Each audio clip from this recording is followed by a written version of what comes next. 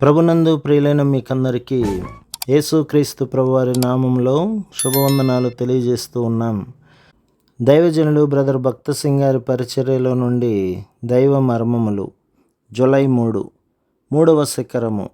ఎవని మనస్సు నీ మీద ఆనుకొనునో వానిని నీవు పూర్ణశాంతి గలవానిగా కాపాడుదువు.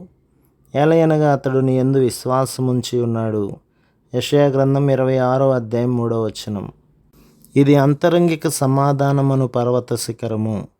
ఎవని మనస్సు నీ మీద ఆనుకొనునో వానిని నీవు పూర్ణశాంతి గలవానిగా కాపాడుదువు.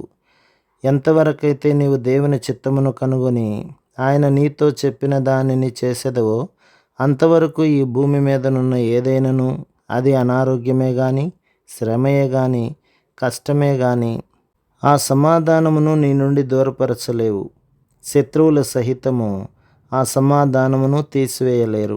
అది పరిపూర్ణ సమాధానము.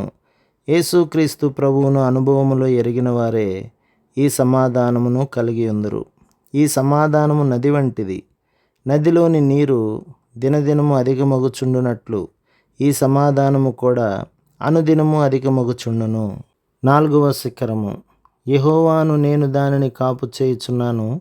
ప్రతి నిమిషమున నేను దానికి నీరు కట్టుచున్నాను. ఎవడునూ దాని మీదకి రాకుండానట్లు దివారాత్రము దాన్ని కాపాడుచున్నాను.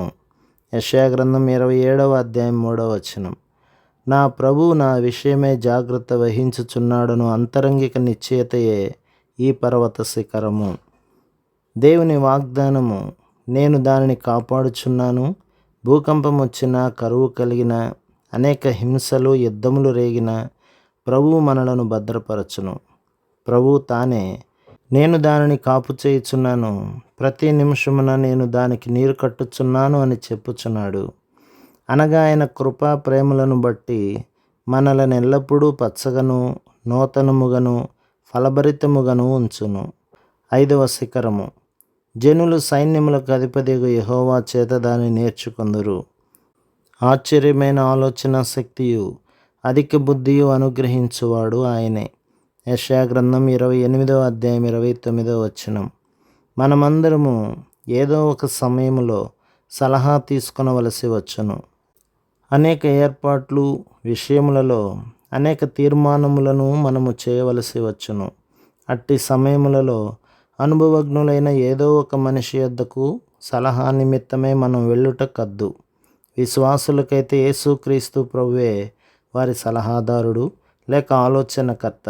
మన వ్యక్తిగత సమస్యలకు, భవిష్యత్తు సమస్యలకు, వివాహ సమస్యలకు, మరి ఏ ఇతర సమస్యలకైనను మనం ఆయన యొద్దకు మాత్రమే వెళ్ళి ఆలోచన అడగవలెను. ఆయన ఇచ్చు ఆలోచనయే బహుశ్రేష్టమైనది. ప్రభు మిమ్మును, మీ కుటుంబమును, మీ సంఘమును దీవించి ఆశీర్వదించునుగాక. ఆమేన్.